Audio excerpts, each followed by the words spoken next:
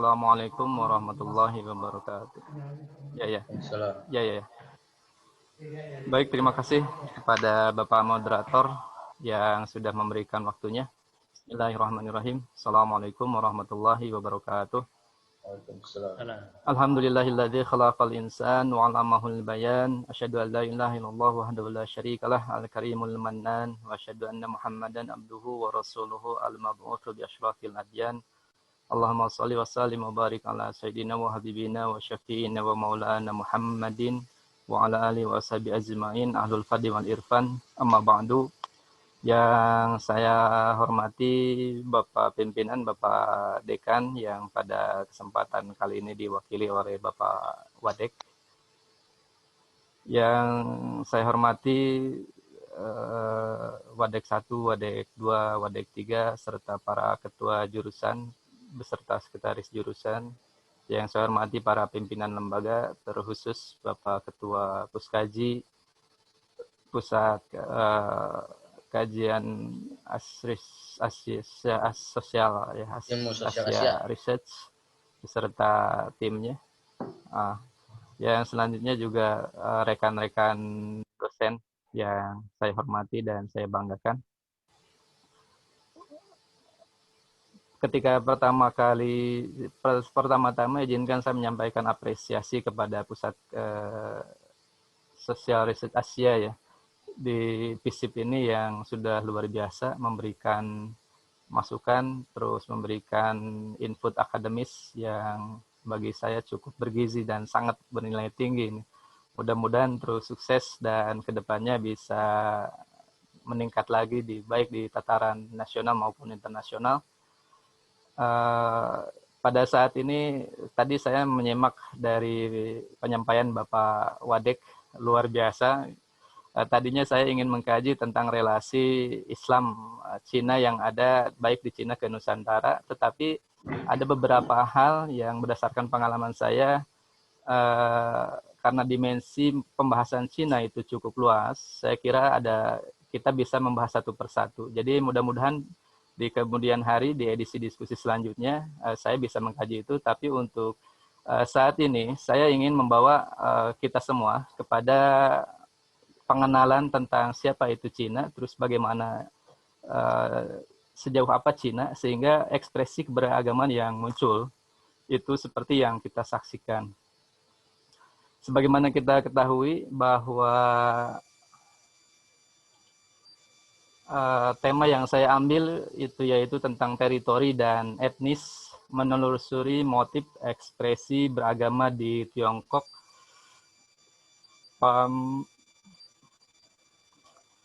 Ya, di slide kedua bisa dilihat. Ya, ekspresi beragama di suatu negara itu tergantung dari berbagai faktor seperti teritori, budaya maupun ideologi yang dianut.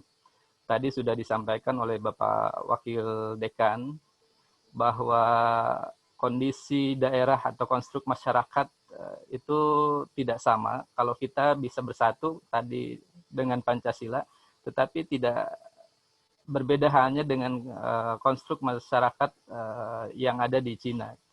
Dan pada saat itu, hingga saat ini komunis berhasil menjadi salah satu unsur pemersatu. Kita tahu bahwa nanti juga akan diulas sedikit, ada pertarungan ideologi antara nasionalis dengan komunis, dan dimenangkan oleh komunis hingga saat ini, dan mereka yang memiliki paham nasionalis itu ke Pulau Formosa yang sekarang menjadi Taiwan. Jadi nasionalis kalah. Kalau di kita nasionalis menang, terus komunis kalah. Nah, di Cina sebaliknya, bahwa komunis memenang dan memegang hegemoni percaturan politik di Cina, sementara nasionalis kalah. Nah, mereka yang kalah itu lari ke Pulau Formosa dan sekarang mereka membentuk sebuah negara tersendiri yang berbeda, memiliki susunan, dan Taiwan. Taiwan sendiri sampai saat ini diklaim sebagai provinsi ke-23 oleh Cina dan nanti akan dibahas. Kita sendiri, masyarakat Indonesia, lebih mengenal ekspresi beragama di Tiongkok itu melalui media massa atau media sosial. Dan kita mau tidak mau karena kita mayoritas Muslim di Indonesia, biasanya ke media mainstream selalu perspektifnya tentang Uighur. Uighur itu salah satu suku di Xinjiang yang mayoritasnya daerah Muslim. Di Uighur itu pemerintah melakukan represi. Demikian yang kita saksikan di. Tetapi sebenarnya apakah motif agama atau motif politik atau apa yang bisa memunculkan fenomena seperti itu? Insya Allah nanti akan saya coba paparkan. Jadi apakah konflik masyarakat Uighur murni semata-mata karena perbedaan misalnya gesekan komunisme dengan agama atau ada sesuatu yang dibalik itu? Di slide selanjutnya, Mangga.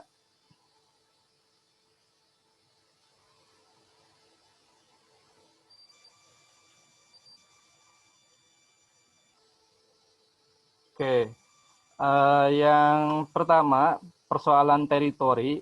Kalau di Cina itu ada istilah Talu dengan Neiti. Kebetulan saya agak sedikit belajar ya bahasa Cina waktu di Nanjing. Jadi Cina itu agak rumit bahasanya, strukturnya, dan kalau bahasa Inggris memiliki tes yang namanya TOEFL, Cina ada HSK. Jadi HSK 1 sampai HSK 4. HSK itu semacam TOEFL buat bahasa Inggris. Jadi kalau kita mau belajar ke Cina, ya kita harus belajar dulu bahasanya. Di situ perhatikan di slide ada Talu. Jadi D itu dibaca T ya. Yang selanjutnya ada Pinyin, ada Hanse. Sedikit pengenalan, ada Pinyin itu adalah bahasa tulisnya yang ada di atasnya itu strip bawah. Hanse itu adalah tulisan Cinanya. Jadi ada Talu, ada Neiti. Cara bacanya juga itu agak berbeda. Jadi kalau di atas huruf vokal itu datar, itu dibacanya A. Jadi A gitu. Nah kalau ini sengaunya ke bawah berarti Ta'du.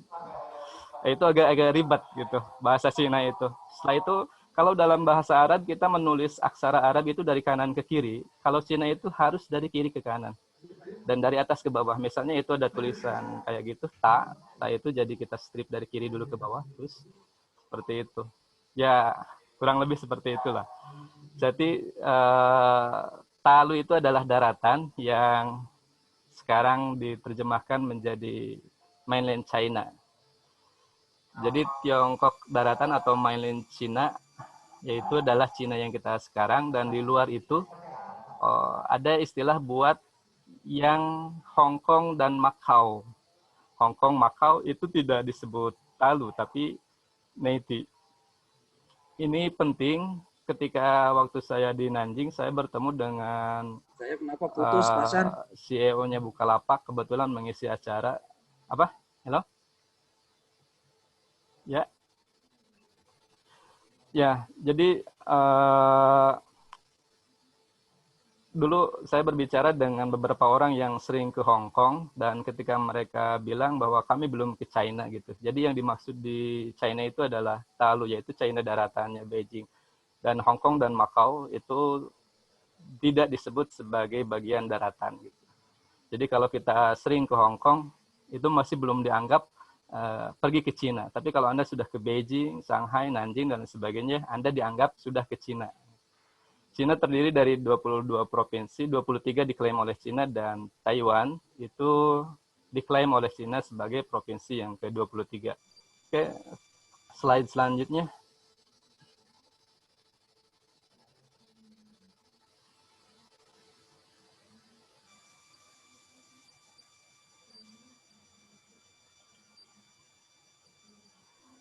Cina Ini terputus apa hanya di HP menerapkan saya One saja? China Policy. Jadi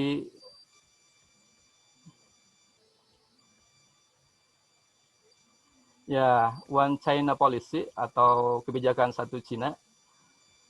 Kita tahu bahwa ada beberapa negara yang sudah kembali ke pelukan Cina, yaitu Hong Kong dan Macau. Hong Kong tahun 97 dan Macau tahun 99. Hong Kong dulunya bagian dari Cina, sekitar tahun 1800 itu disewa lah, karena Cina pada saat itu kalah oleh Inggris, semacam disewa tetapi tidak dibayar.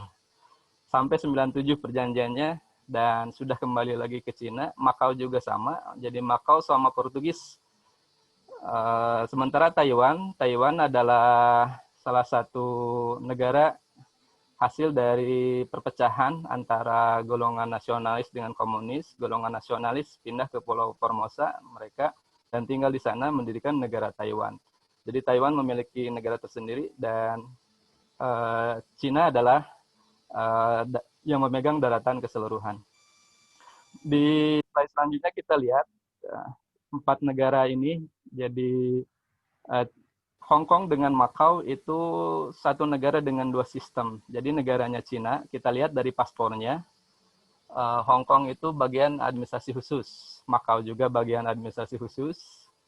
Nah, tetapi Cina yang unik, Taiwan itu mengklaim dirinya sebagai Republic of China. Jadi kalau kita mengenal Republic of China itu sebetulnya Taiwan. Mereka mengklaim sebagai Cina yang sesungguhnya. Benderanya berbeda, paspornya berbeda. Jadi Taiwan itu diklaim oleh Cina sebagai provinsi ke-23, mendapat pengakuan hampir dari 23 negara, tetapi tidak mendapat pengakuan dari PBB sebagai negara yang independen karena desakan dari Cina yang mengambil polisi One China Policy, jadi kebijakan satu Cina. Siapapun negara yang memiliki hubungan diplomatik dengan Taiwan siap-siap untuk berhadapan dengan Cina. Wilayah administrasi ya Cina terbagi menjadi 23 provinsi, ada 5 daerah otonom, 2 daerah khusus, terus ada 4 kota madya, sebagaimana kita lihat, dan cukup wilayahnya cukup luas di peta kita bisa lihat. Dan Xinjiang itu salah satu provinsi yang cukup luas teritorinya. Kita lihat di peta kenapa Xinjiang itu menjadi satu aset yang menggiurkan, sehingga Cina berupaya untuk menekan Xinjiang, karena Xinjiang potensinya luar biasa, daerahnya cukup besar, dan Xinjiang itu memiliki kekayaan alam berupa minyak bumi. Gitu. Yang selanjutnya, saya akan mencoba membicarakan tentang relasi agama dan negara di Tiongkok. Sebetulnya, di pasal 36 Konstitusi Cina menjamin kebebasan atau keberagamaan kita. Jadi setiap warga negara menikmati kebebasan berkeyakinan beragama, yang melarang diskriminasi berdasarkan agama dan melarang organ negara, organisasi publik, atau individu memaksa warga negara untuk percaya atau tidak percaya keyakinan tertentu. Yang selanjutnya, Cina juga melakukan pembatasan-pembatasan terhadap publikasi agama, baik itu misalnya berupa penerbitan Injil, penerbitan Al-Quran, itu sangat dibatasi. Setiap penerbitan yang berbau agama itu harus mendapat izin dari pemerintahan Cina, dan apabila diizinkan dipersilahkan, apabila tidak dikhawatirkan itu bisa berseberangan dengan kepentingan Cina. Yang selanjutnya di Kongres Partai itu ada 3 kebijakan yang diambil oleh pemerintahan Cina. Yang pertama itu membimbing atau asimilasi. Jadi seluruh agama, yaitu di 2017, jadi rapat Partai Komunis ya, Nasional, di situ dikukuhkan 3 arah peran agama atau hubungan agama dengan negara. Yang pertama adalah asimilasi. Jadi asimilasi itu membimbing untuk menjadikan seluruh agama itu bisa mengapresiasi kepentingan bangsa dan rakyat Cina, terutama sistem politik Cina, dalam hal ini komunis. Yang kedua adalah sinisisasi. Nah, sinisisasi ini adalah setiap bentuk agama, ekspresi keberagaman itu harus bisa berasimilasi dengan identitas budaya Cina. Ini menarik ya. Misalnya nanti juga akan dibahas simbol-simbol masjid yang ada bulan sabit atau simbol gereja yang ada di tempat-tempat agama. Dengan kebijakan sinistisasi di Mongol misalnya, itu dirubah bangunannya sehingga tidak memiliki lagi kubah atau narasi agama di sana, sehingga flat aja, diganti dengan identitas budaya Cina. Yang selanjutnya adalah promosi. Promosi itu seluruh agama yang ada di Cina itu harus menjadi instrumen yang bisa mempromosikan ide Silk Road atau jalur sutra yang baru yang sekarang akan dibangun oleh Cina menjadi kekuatan ekonomi dan politik. Ya, di Cina misalnya peraturan agama pernah kejadian. Ada seorang pendeta yang menerbitkan Injil tanpa pengetahuan negara, sehingga berurusan dengan negara gitu. Ketika dianggapnya Injil atau hal tersebut bertentangan dan membahayakan negara. Bahkan kalau kita terus-terus berseberangan dengan kebijakan negara, kita bisa dianggap radikal oleh pemerintahan Cina gitu. Dan konsekuensinya kalau kita misalnya ketahuan memberikan konten dakwah dan lain sebagainya di dalam media sosial, ya resikonya kita akan dipulangkan ke Indonesia. Di Cina, waktu saya di Nanjing itu tidak ada WeChat, yang ada seluruh sistem media sosial itu dimodifikasi oleh Cina. Yahoo nggak bisa masuk, Google juga harus berseberangan atau berhadapan dengan Baidu. Jadi Cina itu bisa memodifikasi media sosial sesuai dengan keinginan Cina, dan kadang-kadang si hasil modifikasinya lebih bagus. Baidu misalnya bisa lebih bagus dari Google. Kalau kita punya WhatsApp di sini, di sana nggak berlaku. Yang ada WeChat. WeChat itu produk Cina dan bisa lebih bagus. Cuma kendalanya, seluruh konten WeChat itu diatur oleh negara. Jadi sekali aja terindikasi ada narasi-narasi yang bersifat agama atau menyebarkan agama, ya kita harus siap untuk dideportasi. Tetapi selama kita melaksanakan regulasi, misalnya kalau kita mau ceramah di sebuah masjid atau mengadakan kegiatan di masjid, dulu saya di Sansanji dan lain terus di Zhujianglu lah, di masjid di sana, asal mendapatkan izin dari pemerintahan setempat, terus bersama Muslim Cina yang di sana, tidak ada masalah. Jadi selama regulasinya dipenuhi, kita patuh terhadap mereka, tidak akan ada masalah. Kebetulan waktu dulu saya di sana, saya sholat Idul Adha di sana dengan Muslim Cina. Terus setelah itu, setelah beres sholat Idul Adha di sana, kita dijaga oleh polisi Cina. Jadi di perbatasan jalan, dan kita biasa makan daging, sate dan lain sebagainya gitu. Jadi selama aturan rule of game-nya diperhatikan, maka sebetulnya tidak ada masalah. Perhatikan di slide ke-9, sinistisasi. Sinistisasi itu adalah rencana 5 tahun Cina untuk mensinistisasikan Islam di luar Xinjiang. Dikeluarkan tahun 2018. Jadi pihak berwenang di seluruh Cina memerintahkan untuk menghapus struktur dan simbol bergaya Arab yang tradisional bagi budaya dan kepercayaan Muslim. Mereka juga melakukan kegiatan promosi sinistisasi agama untuk mendidik umat Islam. Banyak dari bangunan-bangunan yang asalnya simbolnya, misalnya kalau masjid itu ada kubah, terus ada, kalau gereja ada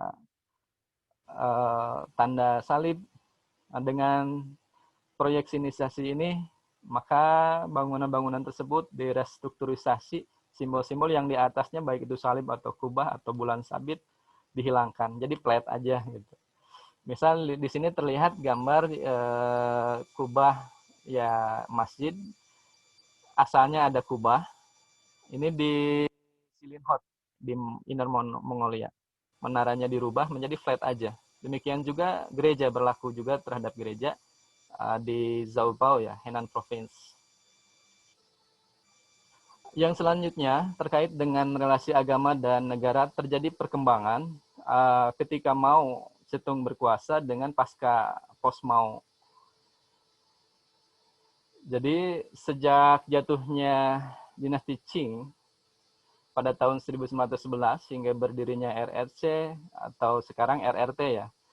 Pada tahun 49, sebagian besar agama termasuk Kristen beroperasi secara relatif bebas. Tetapi dengan konsolidasi otoritas komunis Tiongkok dan seluruh Tiongkok pada 50, intoleransi mulai jadi ketika ada revolusi kebudayaan, nah Mao Zedong itu sangat merepresi agama. Jadi akan tetapi ada dari literatur yang saya peroleh, ada perbedaan perlakuan antara agama Kristen, khususnya Katolik, dengan agama Islam. Agama Islam secara historis itu tidak memiliki pertentangan dengan negara, sehingga dikategorikan sebagai agama negara. Sementara agama Kristen itu dikategorisasikan sebagai agama luar, karena berasal dari penjajah sehingga disebut agama kolonial. Jadi mereka lebih mengapresiasi hubungan baik dengan Muslim yang dianggap sebagai bagian dari agama tradisional, dan kurang mengapresiasi terhadap Kristen yang ditengarai itu sebagai agama yang dari luar. Itu terjadi selama mau berkuasa, terjadi represi. Orang agama Buddha juga mendapat ya toleransi lah dari pemerintahan Cina gitu. Perhatikan, Islam berakar di Cina sebelum orang Cina menegaskan kendali atas perbatasan utara. Partai memperlakukannya lebih sebagai agama pribumi. Nah, sementara Kristen dibawa oleh misionaris asing. Lebih penting karena 20 hingga 30 juta penganut Muslim tinggal terutama di sepanjang daerah strategis di barat laut yang berbatasan dengan Uni Soviet dan memiliki identifikasi yang lebih religius dan etnis dengan Uighur, Kazakh, dan Mongolia. Jadi kalau kita melihat etnis Muslim Cina itu berbeda dengan Cina yang kebanyakan. Jadi kalau kita melihat misalnya rumah makan Cina atau masjid-masjid di Cina, itu etnis Muslim Cina rata-rata kalau yang di luar Xinjiang itu Hui. Nah, nanti juga akan saya coba bahas gitu. Nah, mereka dari struktur fisiknya berbeda gitu. Kalau Cina seperti itu, kalau mereka lebih dekat ke Eropa sedikit. Jadi Eropa bukan, Asia ke Cina juga jauh. Jadi mereka ke Kazakhstan, Tajikistan, dan sebagainya. Dan ada kecenderungan etnis Muslim seperti Hui ataupun Uighur itu tidak menikah dengan di luar etnisnya gitu.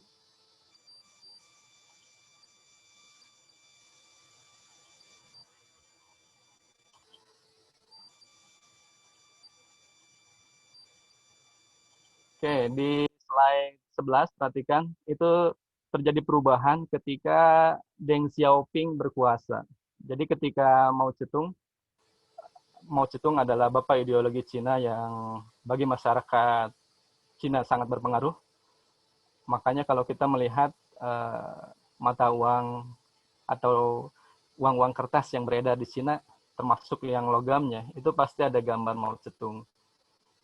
Nah, zaman Deng Xiaoping sudah ada perubahan dari ketika revolusi kebudayaan mendorong agama ke bawah tanah di luar kendali partai. Nah, pada saat Deng Xiaoping itu agama ditolerir kembali dengan harapan ketika agama bisa muncul ke permukaan, tidak di bawah tanah, tidak underground, itu bisa terdetek oleh pemerintah sehingga pemerintah lebih mudah untuk mengendalikan peredaran agama. Kebijakan toleransi beragama sebetulnya tidak berasal dari apresiasi agama yang lebih besar, tapi dari keinginan untuk melakukan kontrol yang lebih ketat terhadap agama. Jadi untuk memikat penganut agama dari ibadah pribadi ke publik, di mana partai dapat menegaskan kembali kendalinya.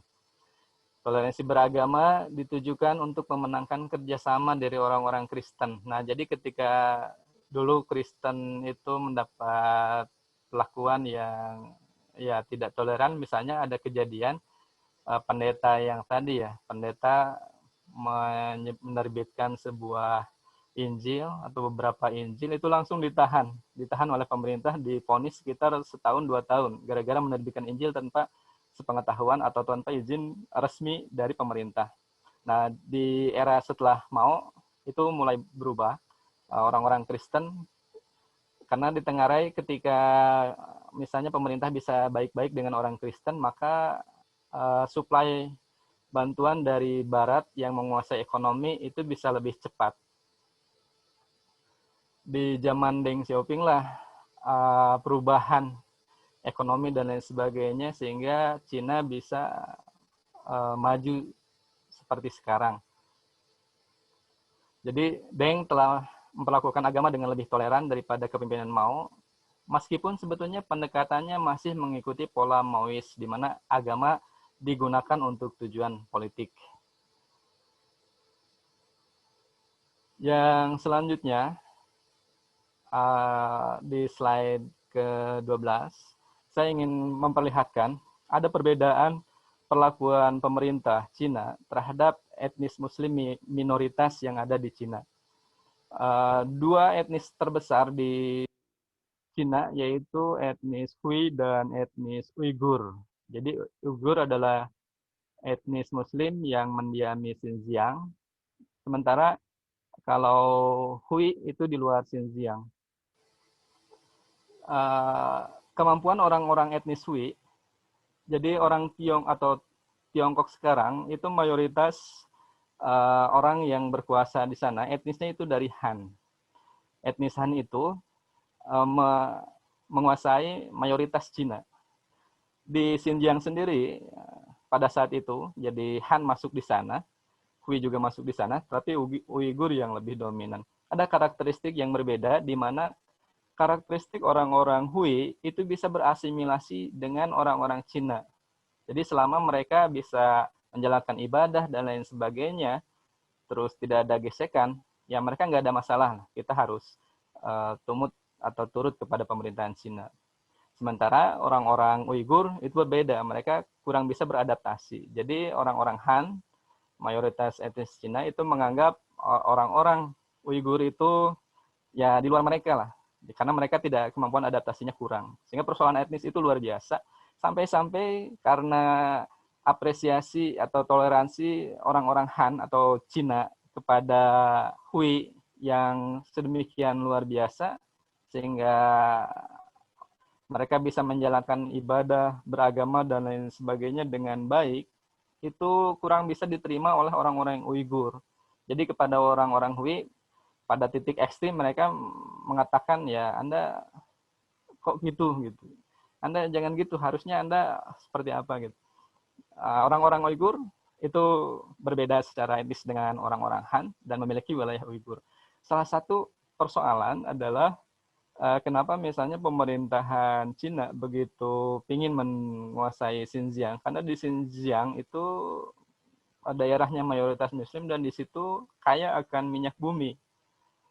Nah ini sebetulnya persoalan yang, dan wilayahnya luas, berbatasan dengan daerah-daerah yang cukup strategis bagi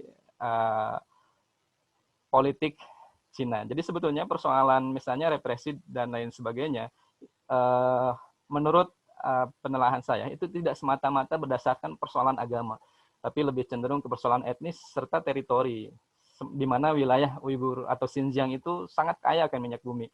Jadi kalau ada istilah di mana ada adan, di situ ada minyak bumi, saya kira agak ya cukup tepat lah untuk menggambarkan Uighur ini.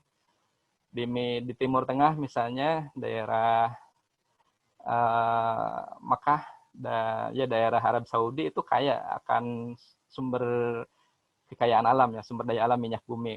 Xinjiang juga sama. Jadi Xinjiang meskipun pada setelah 2015 ke sini ya, Cina itu sudah membangun fasilitas pembangkit tenaga nuklir. Jadi untuk industri dan lain sebagainya sudah tidak mengandalkan minyak bumi, tetapi mengandalkan tenaga nuklir. Jadi kalau kita di Cina misalnya, waktu saya di Nanjing itu tidak ada kompor gas atau kompor minyak. Yang ada adalah kompor listrik aja. Jadi kalau kita masak bala-bala dan lain sebagainya itu cukup lama, termasuk masak sayur sop itu agak lama gitu karena pakai kompor listrik yang pemanasannya itu berbeda dengan kompor gas atau kompor ya kompor minyak gitu. Saya kira untuk pengantar dari saya cukup sekian lah. Jadi di penutup perhatikan Jadi meski terjadi pembatasan terhadap ekspresi beragama oleh negara melalui regulasi, faktanya terdapat perlakuan yang berbeda terhadap uh, agama tertentu. Tadi sudah saya ungkapkan bahwa ternyata terhadap Muslim atau agama Islam itu dianggap sebagai agama pribumi, baik di zaman Mao, apalagi di zaman Deng Xiaoping. Nah, di zaman Mao, meskipun represi terhadap agama sedemikian ketat, gitu, tetapi terhadap Buddha misalnya, terhadap Muslim itu sedikit lebih toleran. Berbeda dengan Kristen yang dianggap agama dari luar. Gitu. Yang selanjutnya, toleransi sedikit mencair di era post-Mao, yaitu di era Deng Xiaoping.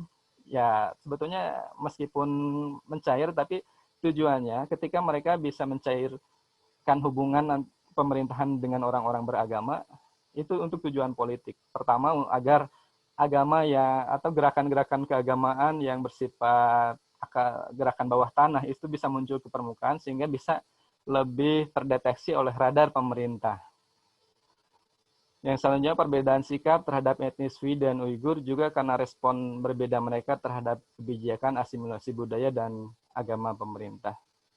Saya kira untuk pengantar cukup sekian dan mungkin nanti akan bisa lebih diperkaya oleh diskusi. Demikian yang dapat saya sampaikan.